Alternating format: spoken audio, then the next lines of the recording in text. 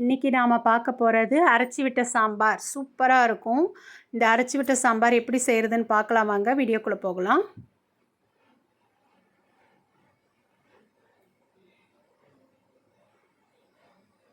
First ஒரு கடாயில் ஒரு 2 ஸ்பூன் ஆயில் விட்டுக்கோங்க.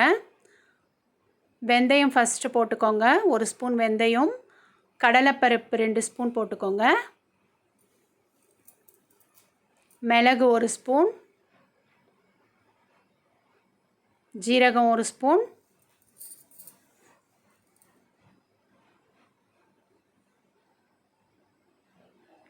தனியா ஒரு 2 ஸ்பூன் போட்டுக்கோங்க. கொத்தமல்லி இது போட்டு நல்லா ஒரு வாசனை வர வரைக்கும் நல்லா செவக்க வறுத்து எடுத்துக்கோங்க. எல்லாம் நல்ல பொன்னிறமாக வறுத்து வரணும். ஃபுல்லாக லோ ஃப்ளேமில் வச்சு செய்யுங்க. பாருங்கள், நல்லா வறுத்து வந்துருச்சு பாருங்கள். நல்ல ஒரு பொன்னிறமாக வந்ததுக்கப்புறம் மிளகாய் ஒரு 5-6 போட்டுக்கோங்க. தேங்காய் வந்து ஒரு 1/4 கப் அளவு போட்டுக்கோங்க. நல்லா வதக்கி எடுத்துக்கோங்க. இந்த சாம்பாருக்கு இதுதான் ரொம்ப ஸ்பெஷல்லு. இதை அப்படியே நல்லா வதங்கிருச்சு பாருங்கள். இதை அப்படியே ஆற விட்டுடுங்க. ஆற விட்டதுக்கப்புறம் மிக்ஸி ஜாருக்கு சேர்த்துக்கோங்க.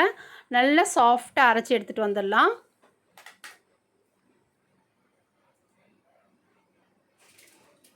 இப்போ நல்லா சாஃப்டாக அரைச்சி எடுத்துகிட்டு வந்துட்டோம். அப்படி இருக்கட்டும். இப்போ நம்ம குக்கரில் பருப்பு போட்டு நல்லா 2 வாட்டி வாஷ் பண்ணிடலாம். நல்லா வாஷ் பண்ணிட்டோம். இப்போ ஒரு சின்ன சிட்டிகை பெருங்காயம், ஒரு 4 பல்லு பூண்டு தோல் நீக்கி தான் இருக்குது. தேவையான அளவு தண்ணி ஊற்றிக்கோங்க. ஒரு சிட்டிகை மஞ்சத்தூள் போட்டுக்கோங்க. போட்டுட்டு நல்லா ஒரு 3 விசில் விட்டு எடுத்துகிட்டு வந்துடுங்க. இது பாருங்கள், நல்லா மெசிஞ்சிருச்சு. இருந்தாலும் நம்ம கொஞ்சம் லைட்டாக மேஷர் வச்சு மேஷ் பண்ணிக்கலாம். இப்போது கடாயில் ஒரு 2 ஸ்பூன் ஆயில் விட்டுக்கலாம். எண்ணெய் காஞ்ச உடனே கடுகு 1 ஸ்பூன் போட்டுக்கோங்க. கடுகு பொரிஞ்சு வந்த உடனே வரமிளகாய் ஒரு 2 கிள்ளி போட்டுக்கோங்க. சின்ன வெங்காயம் போட்டுக்கோங்க. ஒரு 10-15 சின்ன வெங்காயம் போட்டுக்கோங்க. நான் 1-2 ஆக்கி போட்டிருக்கேன். சின்ன வெங்காயம் முழுசாக போடலை. ஓரளவு வதங்கி வந்துருச்சுன்னா அதுக்கப்புறம் தான் நம்ம தக்காளியை சேர்க்கணும். இப்போ 2 தக்காளியை நான் நீல வாக்கில் கட் பண்ணி வச்சுருக்கேன். அதையும் சேர்த்து வதக்கிக்கோங்க.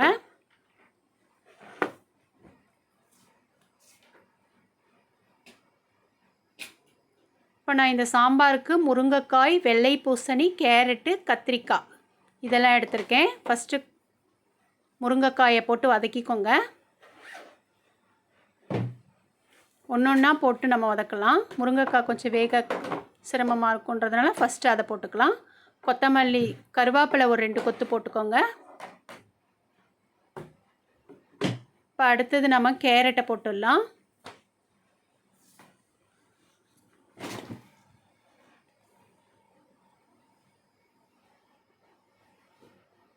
இந்த கத்திரிக்காவை முதலே நம்ம கட் பண்ணி வச்சிடக்கூடாது.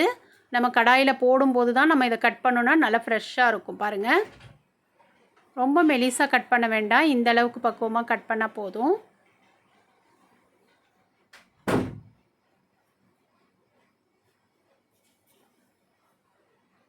இப்போ கடைசியாக வெண்பூசணியும் போட்டுக்கலாம். சாம்பாருக்கு நல்லாவே ஒரு டேஸ்ட்டை கொடுக்கும் இது.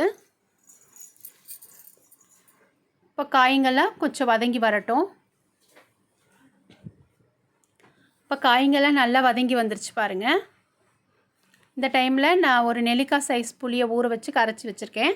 அதை சேர்த்துக்கலாம். தேவையான அளவு உப்பு சேர்த்துக்கிறேன். கல் உப்பு தான் சேர்த்துருக்கேன்.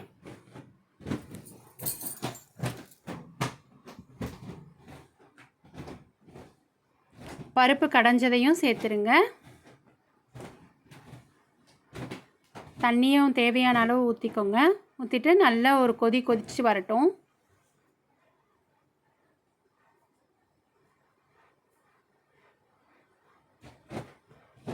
இப்போது நல்லா மிக்ஸ் பண்ணிட்டோம். மிக்ஸ் பண்ணதுக்கப்புறம் நம்ம அரைச்சி வச்சோம் இல்லையா, அந்த விழுதையும் சேர்த்துருங்க.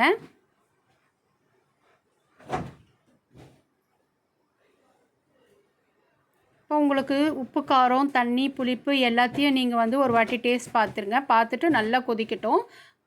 அப்பப்போ கிளறி கொடுத்து இறக்கிட வேண்டியதுதான். சூப்பரான சாம்பார் ரெடி. அரைச்சி விட்ட சாம்பார் செம்ம டேஸ்ட்டாக இருக்கும்.